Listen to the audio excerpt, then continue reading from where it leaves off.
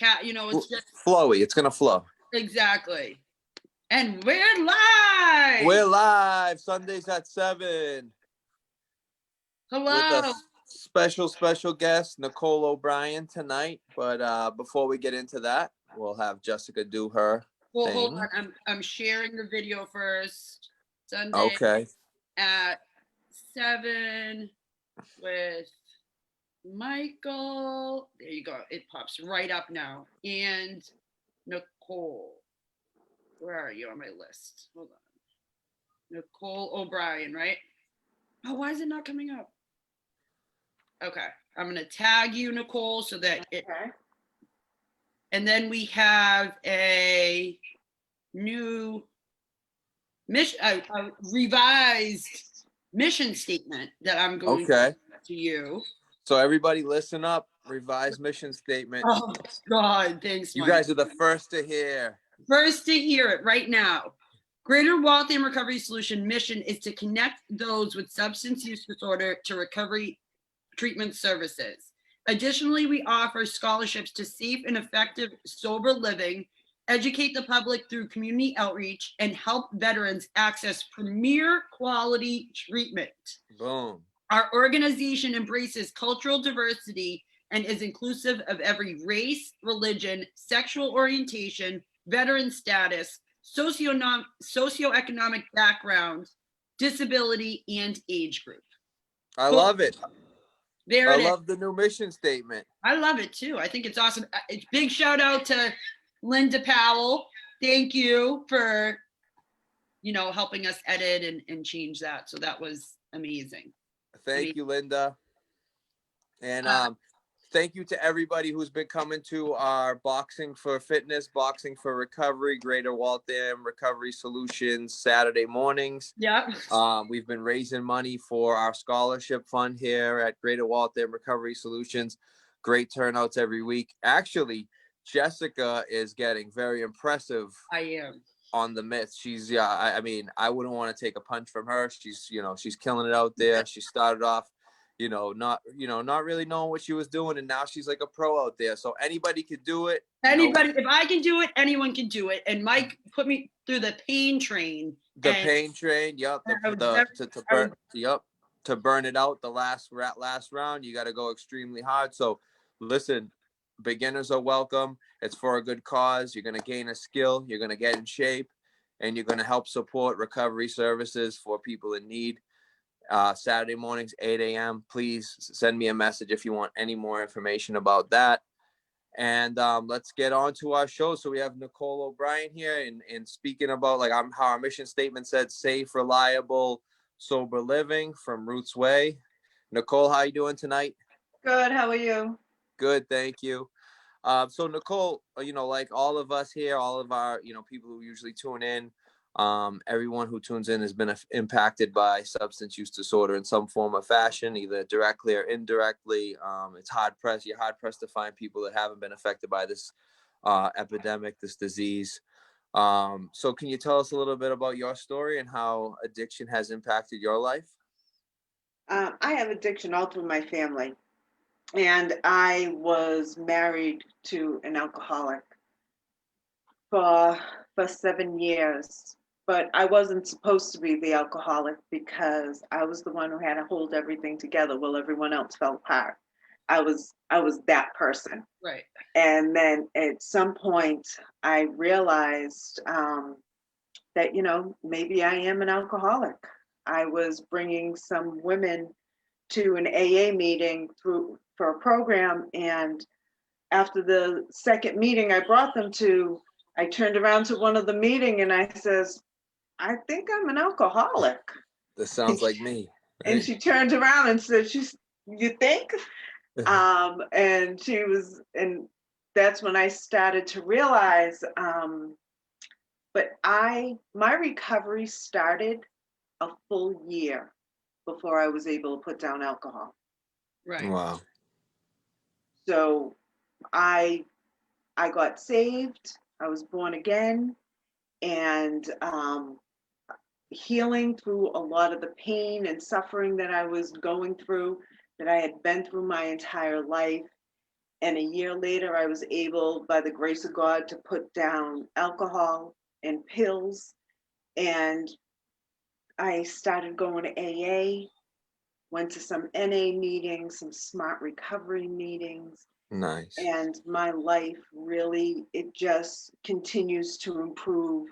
Like I said, in recovery, my recovery started in 2007. So since then, my life has just been improving. I'm a better mother, wife. I was 44 years old before I got into my first healthy relationship. And I have an amazing husband, an incredibly patient husband, and 2 adult kids. I have a puppy, life is good. Life is good. Yeah. So you mentioned how you put down, the drugs, the alcohol for a year before, really like, you began your recovery journey. Was that because you were like in some pain while like you were abstinent from alcohol?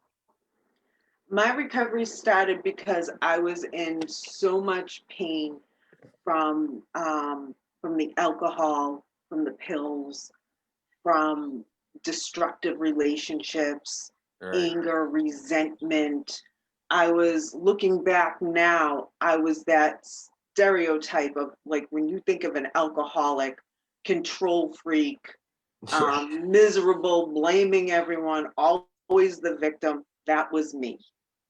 And it's interesting that you brought that up, because I went to a meeting today and that was what the daily reflections was on, pruning, and what can come from such like pain is growth, right? And dealing with that and really getting in there and pulling out the things that are painful, but that you have to deal with them in order to get to the other side. And we actually have a couple comments. Teresa Legerio, our #1 fan, Mike's mom, says Hi, happy Mom. birthday. Linda said her pleasure. So thank you, Linda, for doing the mission statement. Claudette Brown said happy Sunday. Happy Sunday, Claudette. Chris Chevalier said hello, guys. And he also said he has 9 months clean today. That's amazing. Congratulations.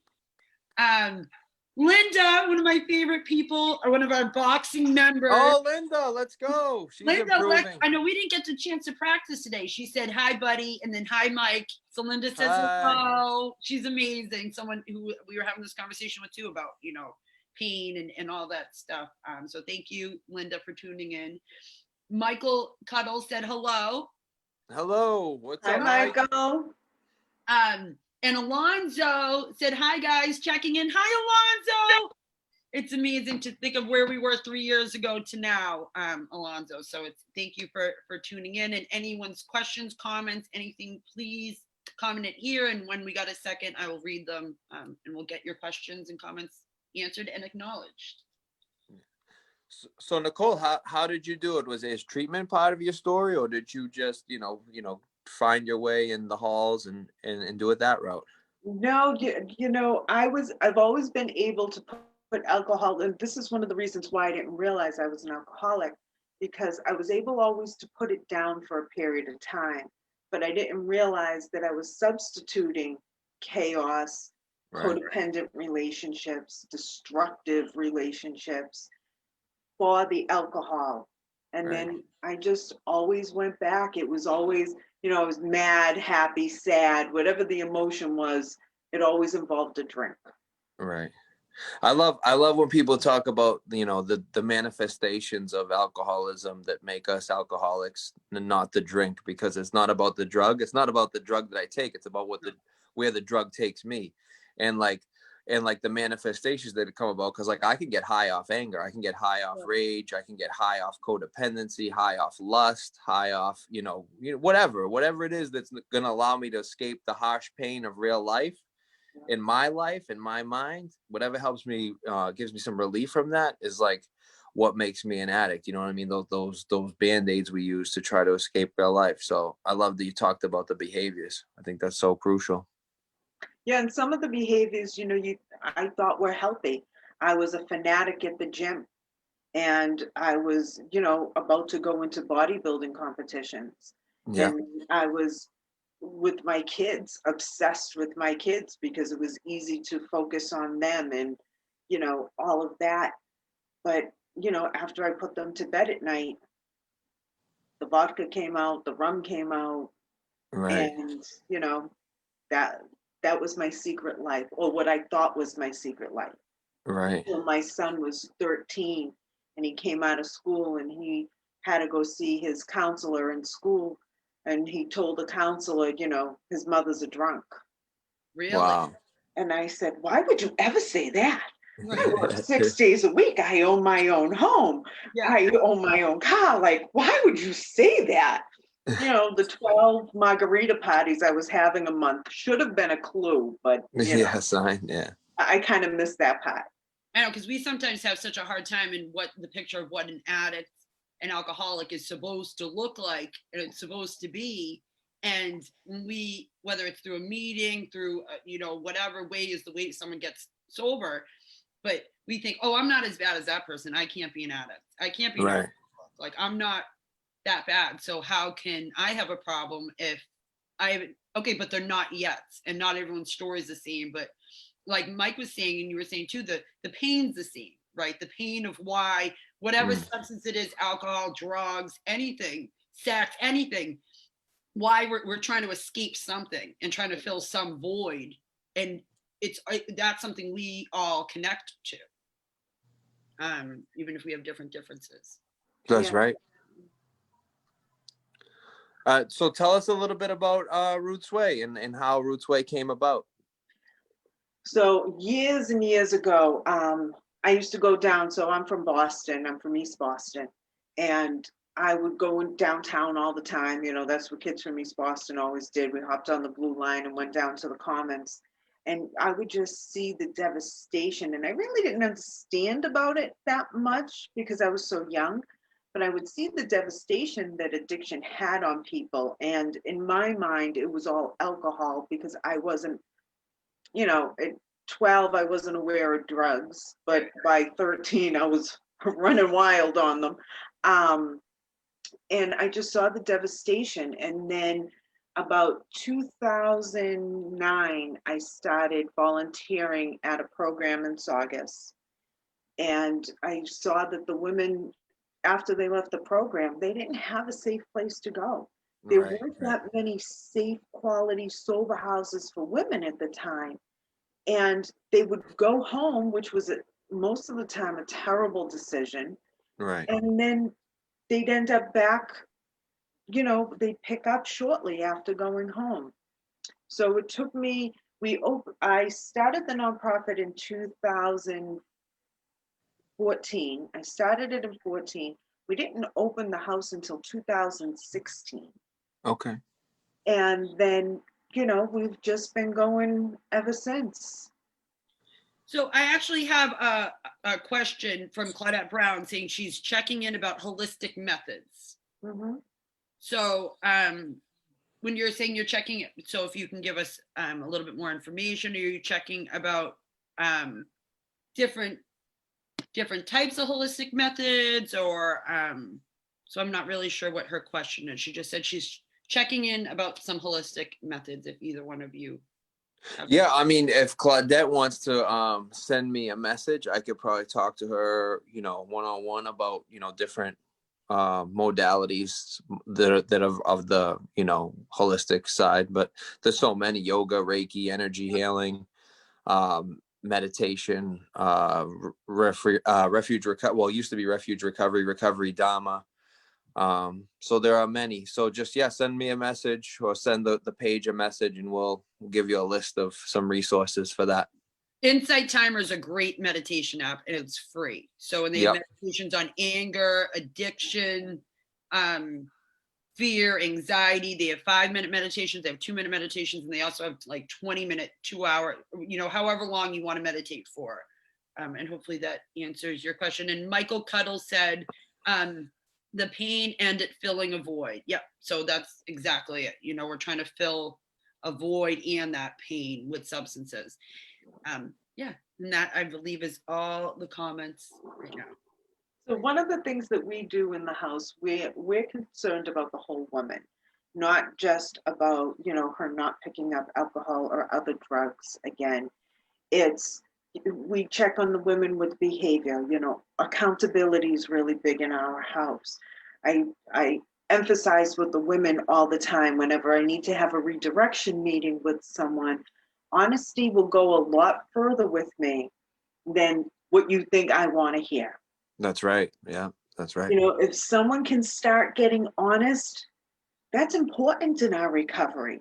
Not just Mm-hmm. in the conversation that you're having with the sober house operator, but in our recovery, we need to learn to get honest and to, recognize some of our behaviors, because once we do that, we can start moving forward in a lot of different ways. We have a mandatory monthly life skills night that's been put on hold since this whole COVID thing. We've done a couple of Zoom life skills nights, and we've had everyone coming in from doing chair massages to meditation to a banker talking about how to save money and how Amazing. to budget your money and everything in between. We'd have in October, a friend of mine who is a life coach out of Swampscott.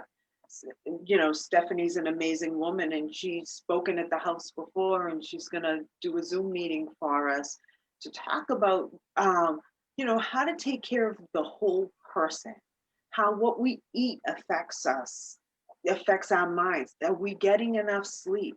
How much time are we spending on social media? How much time are we wasting being concerned about what other people think of us? Right. When So that's really none of our business.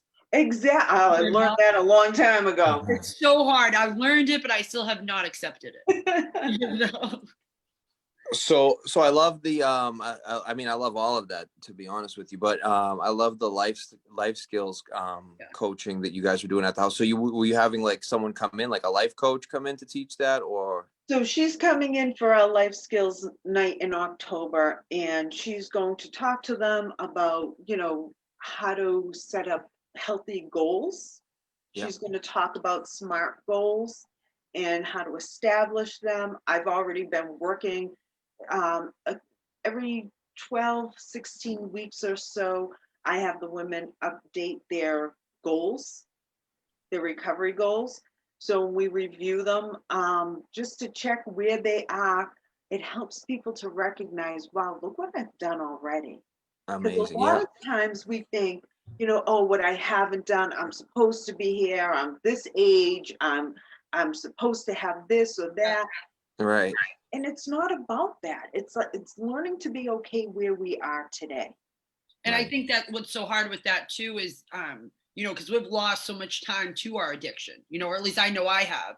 So we're not like, we think that, oh, we lost all that time. We're supposed to be ahead of everyone. And yet we're trying to play catch up, and we have to accept where we are and thank God where we are, that we're sober and clean, and, and that, but you live in the regret of all that time you could have spent instead of, doing drugs or drinking, that, oh, I lost all of this, how I need to catch up and not, and it's a hard thing to do.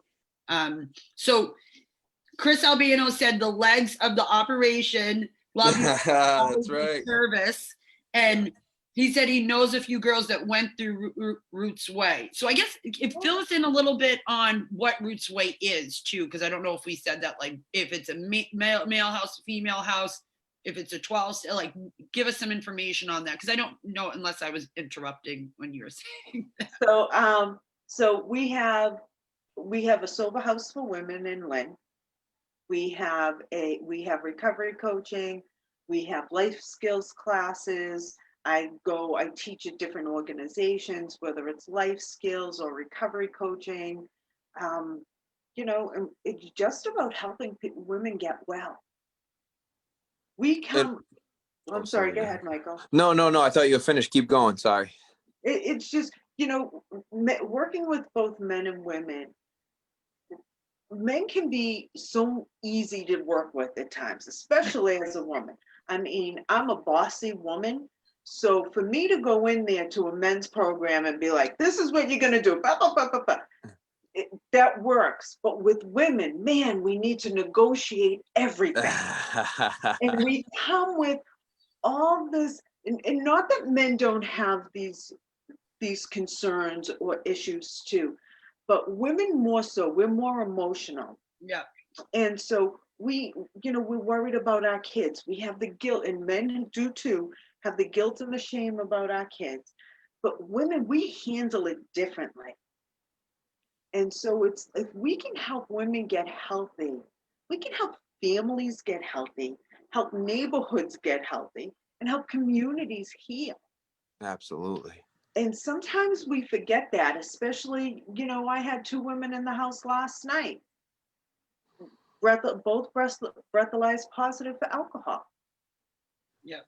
One woman happily accepted treatment. She went to detox last night. She's going to complete the program and she's coming back. The other said, no, I'm packing my stuff and I'm going. Yep. There's nothing you can do. And I have to be okay with that. Yeah. So someone from our Greater Waltham Recovery Solutions just asked how many women in the house and what is their age range? So Good question. I think it was Linda, but it's coming up as Greater Waltham Recovery Solutions. We have the capacity of 10, which includes our live-in house manager. And we've had women as young as 19 and as old as 69. Love it. So we had to put a pause on the younger women for a period of time, and then someone from a program that Michael knows asked me to take a chance on a 23-year-old woman from Connecticut. And this sassy little girl came in this house and she opened the door. She helped to open the door for other younger women too. Wow. Because, what we hope women get is a little humility. If we're arrogant, arrogance is not teachable. Mm. So if we think we know everything, we can't learn a thing. Right. So when someone is in, she was at the house 2 years ago and she still keeps in touch with me. So we have the age range, I'm sorry, I'm going on now, but we have a wide age range. Most of the women, because we're a structured sober home, the majority of the women are 35 plus, just because, they all have chores. Everyone in the house has to get a job. Everyone has to be respectful to one another, clean up after themselves. So, some, and I don't discriminate, but some 22-year-olds just aren't ready to make their bed or, Right. wash their dishes and dry them and put them away when they use them. So we do tend to get more of a mature house. So you mentioned it's a structured sober living. Like I know what that is. Jessica does. Can you explain to, people out there who may not know, explain a structured sober living as opposed to like, a drop your bags and go type setting? So I can tell you our house, how I believe what structure living is on Monday nights, we have a mandatory house meeting. We have urines on Monday nights. We have an optional Bible discussion on Monday nights. Every third Tuesday of the month, we have a mandatory life skills night. Every Thursday we do urines. We do random breathalyzing and quick cups. Every woman has to get a job. They have to be able to learn to get along. They don't have to like each other, but they will respect each other in that house. We know that people, you put 10 women in a house who are all recovering, and they have the hormones are going crazy. The brain's rewiring itself. That hedonic set point is resetting itself. too much Bull, too much caffeine. And, things can get a little crazy sometimes. So we do have conversations about people's attitude. We do in our mandatory house meetings, we talk about behaviors. Just because you take a drink or a drug away from us, now we're dealing with us. Yeah. Right. And that can get ugly. So it's learning how to manage that, how to fill out an application or a resume, how to make amends, how to talk to your doctor that you feel that you're either over medicated or under medicated. Those are important things to talk about, especially in new sobriety, because we don't know what to do or any of that stuff. Yeah. And it's I think that's awesome that it's not just 12-step or this or that you're actually teaching these women how to live life again. And because of COVID and all the meetings shut down, right, we've been doing all in-house meetings until recently. So the women of the house run the meeting. Oh, wow. And what I continuously suggest to them is, you don't like a certain meeting, you don't like an AA meeting, you don't like an NA meeting, you don't like Dharma, run the meeting that you always wanted to be in. Run that meeting. They've done things like watched videos of Brene Brown, they've read books, they do the traditional 12-step programs. They've done a little bit of everything, but in my mind, for women who have a hard time raising their hand in a meeting, this is an awesome opportunity for them to take control of the meeting, right, to run it. And then that once meetings start opening up again, they're going to be the woman who raises their hands and says, hey, this is me. right. Self-confidence building, empowerment. Yeah, absolutely. Those are huge, especially new in recovery. We come into meetings and we're scared of our own shadow. We're afraid to raise our hand. We're afraid to how people are going to perceive us. Getting up to walk to the bathroom is like a daunting task in a meeting. So the fact that they're getting all this like empowerment, for me personally, I was scared. I was scared to get up and walk. What if I trip on my way to the bathroom? What if there's toilet paper attached to my shoe when I come out? People are going to look at me. People are going to laugh at me. These are all things that are like so daunting to us when we're like newly sober, and like all these feelings are right at the forefront. So someone else, I think it's Linda, said, do they have to have a sponsor, and if so, does the house help facilitate getting a sponsor? So I don't require women. I strongly suggest that they get a sponsor, but not everyone finds their recovery in a 12-step program. Right, exactly. We've had women who, they go to church and their pastor, they get counseling through their pastor. We've had women who, they go to different types of meetings. So they have a mentor there. And as long as it's something, anybody can sign it. They have to do so many meetings. Like if the woman's only working part-time because she's getting a monthly income and can only work part-time in the house, or she has a physical disability, then she has to do a meeting every day. If a woman's working full-time, then she has to do a minimum of 3 meetings. If you're forging the signature on your meetings list that you have to get signed, that's not on me. That's on you. So I check things out in the beginning, see how they are, and at the end of the day, it's their recovery. Right. And if they're gonna lie, unfortunately, we know where that's going to lead to. Absolutely. And they're only creating damage for themselves. It's not going to impact you whether they truly were at the meeting or not. It's only for their good. Yeah. It's supposed to be keeping us, trying to hold us a little accountable. Yeah. Rory Sly said, sounds like a great program, Nicole. It is a great program.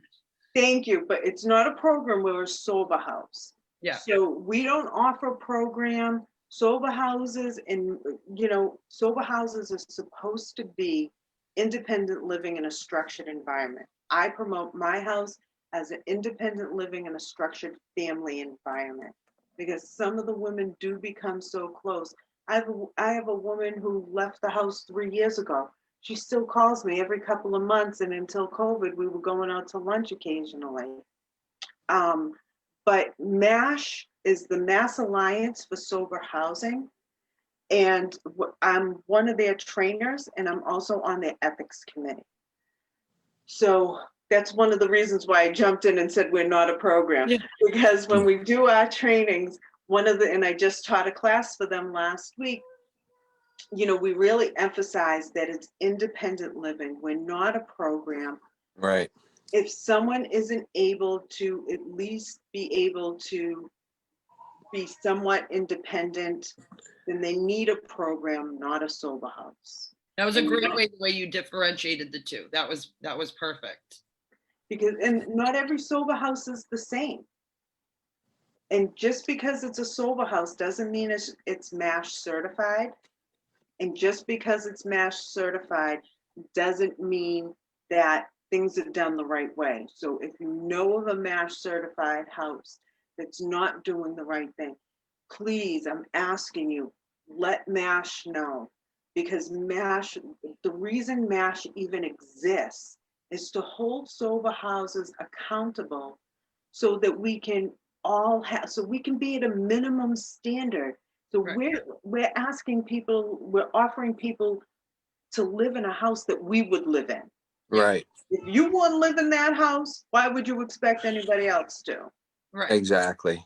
So tell us about MASH, your work with MASH, what it entails. How does a house become MASH certified? What are the guidelines? What are some of the policies to become MASH certified? So to become MASH certified, some of the requirements are like the class that I taught last week. It's a 2-day class. It just gives people the basic information of how to operate a house, how to set up policies. MASH does not dictate what the language in your policies are, but they do require you to have like a finance policy. So when people come into your house, they know how much the fees are. They know what's expected of them. That they have house rules.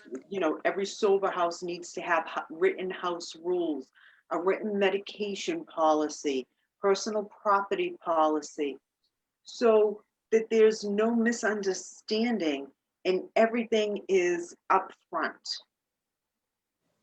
So that's what, and MASH is trying to raise the standards for sober houses.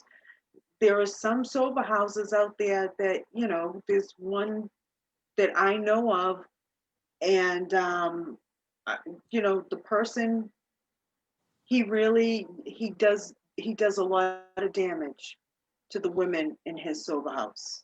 So, and he's not certified by MASH any longer.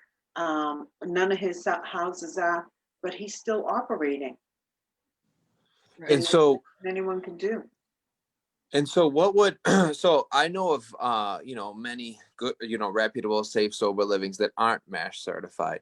Yes. What would be the reason for a reputable house, safe house, a well-recommended house to not be MASH certified? So why don't all houses just become MASH certified that, providing a good, safe environment for independent living? Good question. So MASH has certain standards that not everybody wants to go by. Some of them are required by the state. Some of them are required by the government. Some people don't want to accept MAR. Right. So, and if you're MASH certified, you can't discriminate against MAR. So MAR being medically assisted recovery. So we keep hearing different acronyms for what was MAT, what can be MOUD. So that's I had a feel I knew what it was, but I just wanted to. So the MOUD is like medication opioid use disorder. Medication for opioid use disorder. Yeah. An MAT So- medication assisted. So MAR covers if it's, alcohol, a medically assisted alcohol treatment, like antabuse and things of Okay. that nature. Yeah. Vivitrol. Vivitrol, yeah. So the three protected medications is that you cannot discriminate is methadone, Suboxone, and Vivitrol. Okay. So if a sober house is mass certified, they have to take people on those prescribed medications. Yes. I missed the third one. Methadone, Suboxone, and what's the third you said? Vivitrol. Vivitrol. Okay. And so Roots Way can accept clients on any of those forms of MAR, correct? Yes, we do. great. There are some medications that we do not take. Let me rephrase that. There are some medications that we typically do not take. Right, like a case by case type thing. Yeah. It's case by case.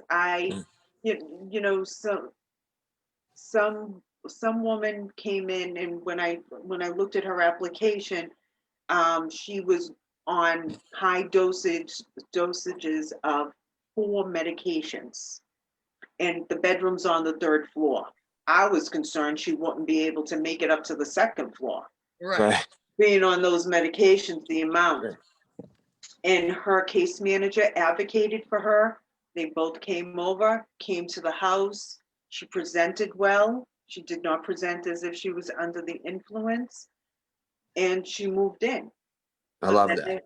But then I've had other women who've been on one medication Yeah. that I haven't accepted. Right. Right. So I like that like too, that it's individualized. It's not one size fits all blanket statement. No, we're not taking anyone on this, that you really take the time to review every application and really look into what's going on. Yeah. Although we're addiction professionals, we're not medical professionals, Right. so Let the we can't prescribing be left to the doctors. Yeah. Right. So I That's great. had a question. You talked a little bit about it. About what of the changes you have seen since COVID? Like, I know you said that now the women start, but have you noticed other trends like that? Is your bed capacity 10? Bed capacity is 10, and we've been full, we've been down to 5, and everywhere in between. Yeah, throughout this whole past few months. Well, since March. Yeah.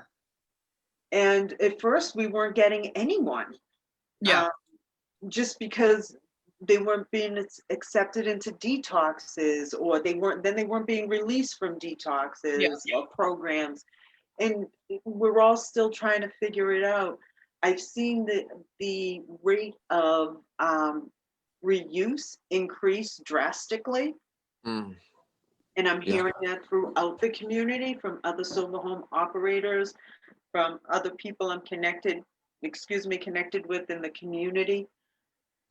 It's challenging because of the lack of connection. As people in recovery, we need connection. That's the key for us, to be connected to other healthy people. And when we lose that connection like we have, and like Zoom is great, and don't misunderstand me, I love that I didn't have to go to Waltham tonight. Yeah, right. Yeah. I really do.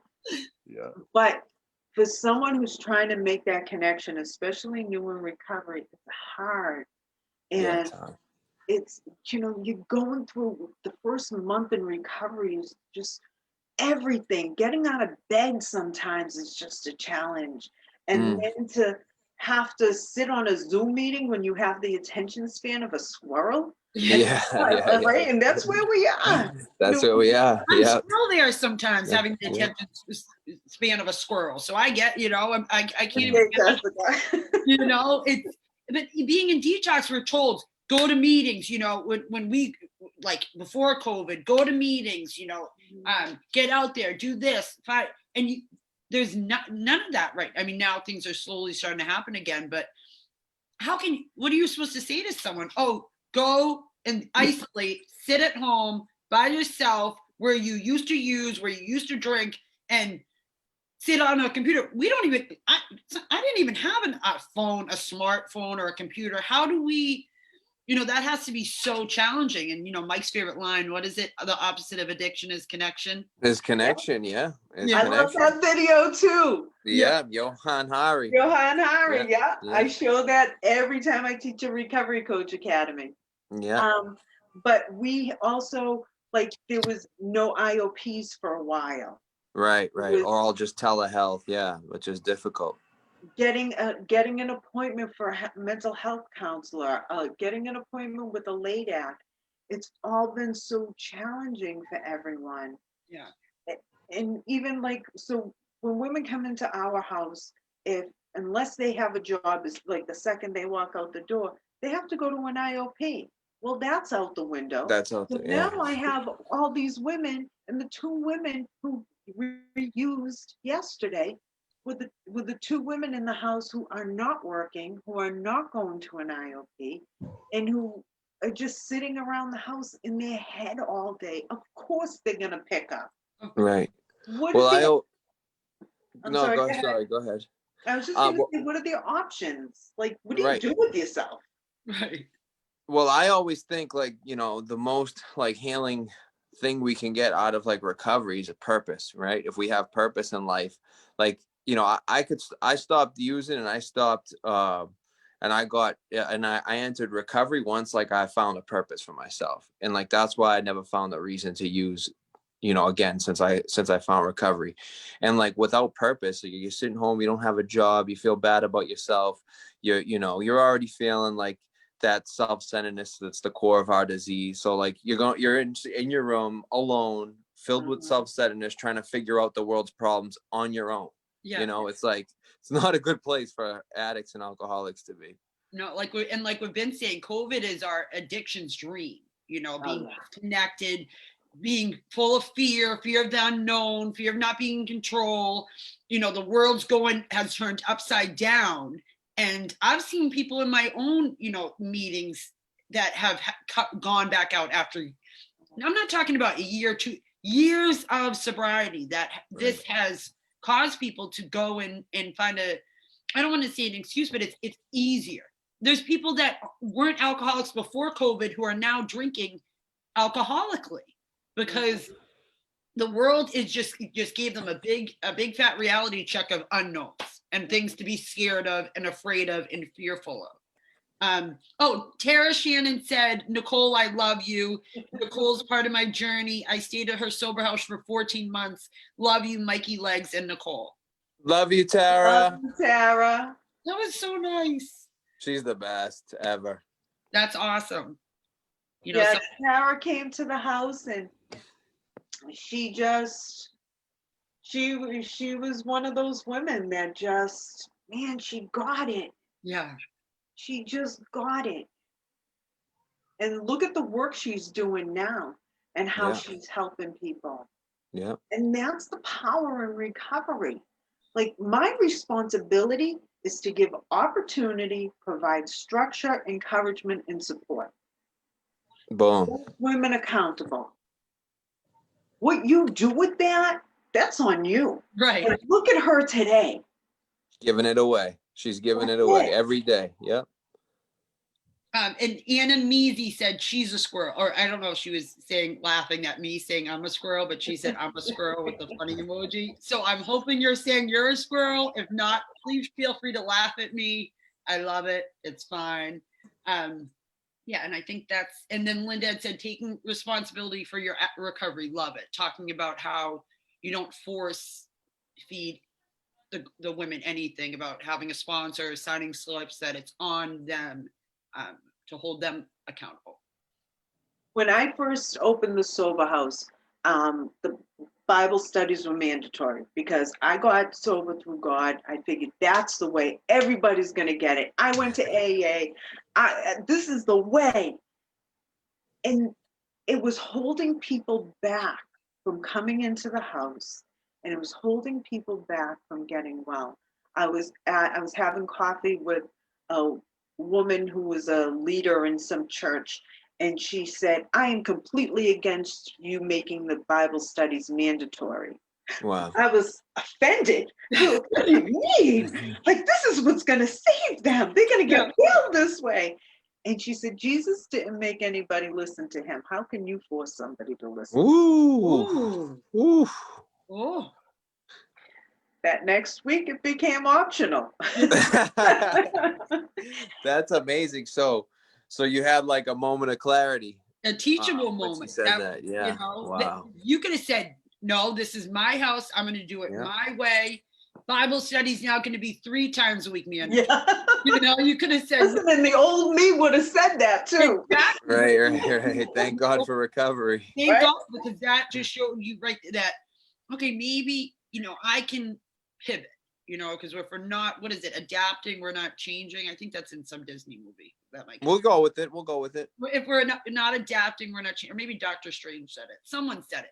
But, you know, if we're not moving, we're stuck. So I think that's a great little story. If I don't have humility, I can't be a sober home operator. That's because right. there are times when I have to humble myself to the women. If I make a mistake, if I do or say something that I shouldn't do, I have to be the first one to take that self-inventory and to apologize and make amends. Absolutely. I'm role modeling what recovery looks like. Whether they like me or not doesn't matter. What matters is that they get what they need so that they can move forward and have that life of recovery. I love that. Yeah, we don't really matter. I mean, as recovery coaches, as sponsors, as operators, as house managers, we really don't matter. What matters is what people get from us. Right. So and if we're not humble, forget it. We're in the wrong business. Tara just said, God is everything or nothing, page 55 in the big book. By the way, loved your Bible studies. You always gave us options, Nicole. Thank you, Tara. I paid Tara to be here tonight. Yeah, right. So be clear on that.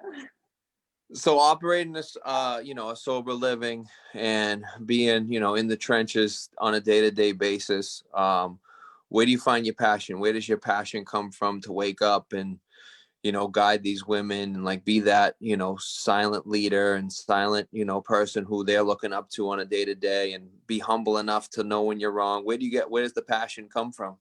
And what do you do to maintain it?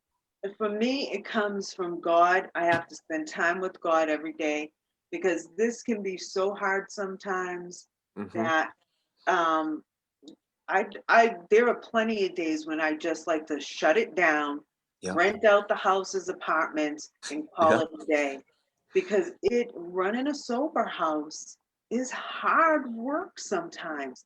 You know, when your phone's ringing at 12 o'clock on a Saturday night and you just went to bed an hour ago, you don't really want to answer that phone.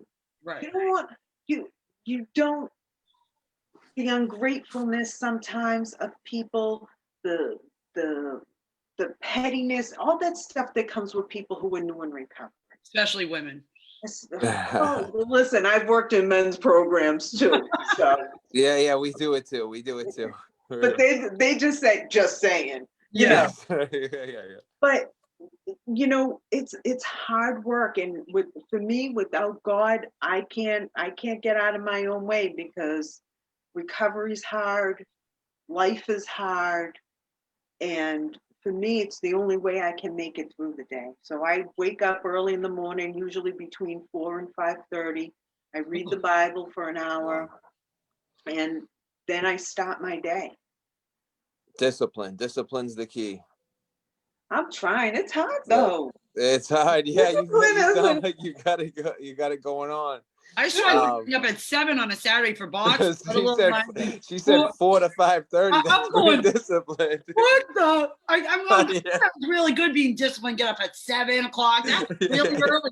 When I drive to Boston, I'm going, why are so many people on the road at 8 o'clock on a Saturday morning? And it's because people like you that are on the side that their day's been started for hours.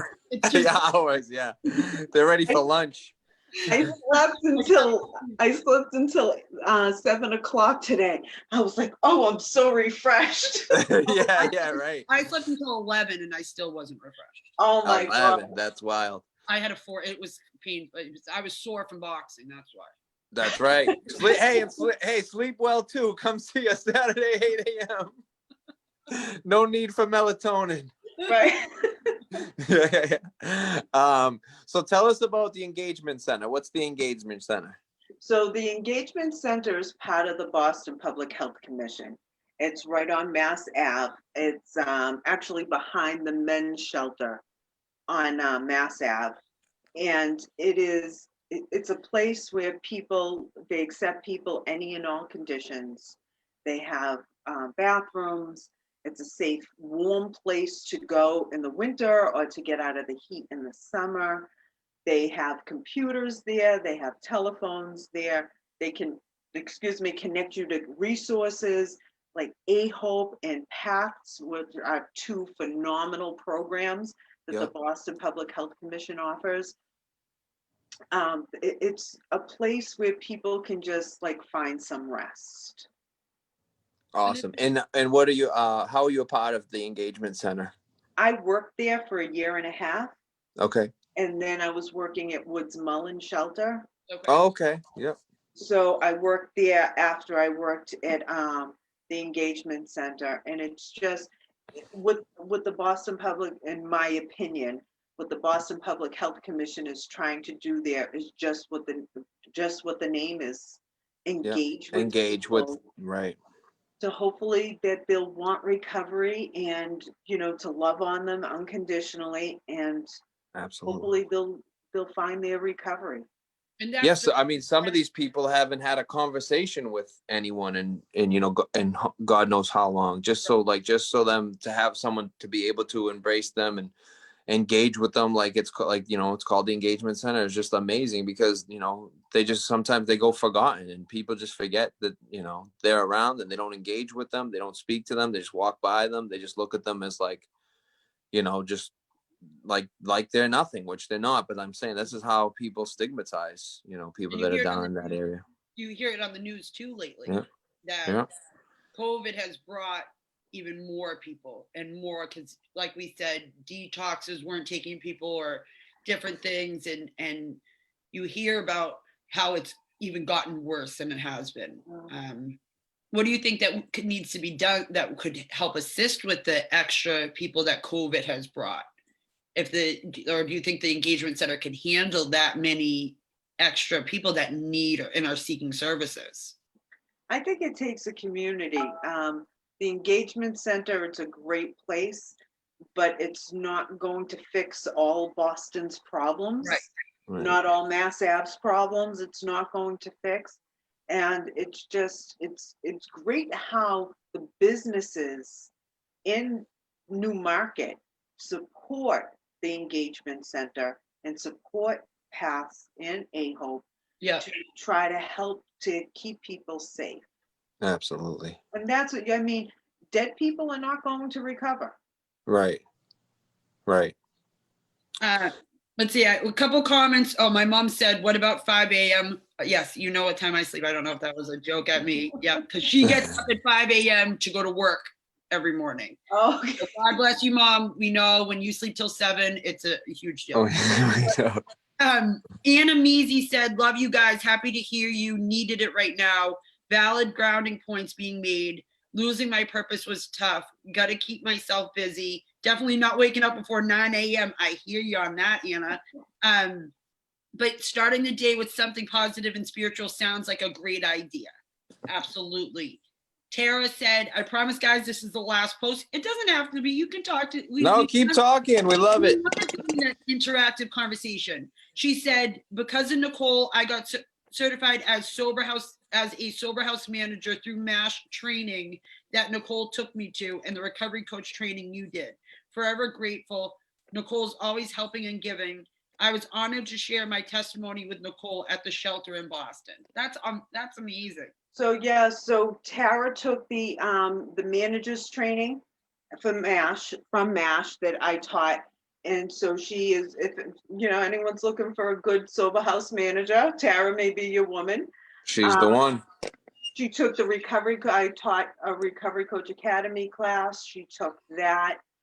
She even after she left the house, she came on a commitment with me to Woods Mullen Shelter, and she spoke about recovery with a broken back.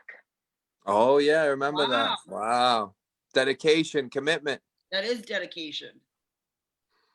So that says a lot about her and her recovery. Absolutely.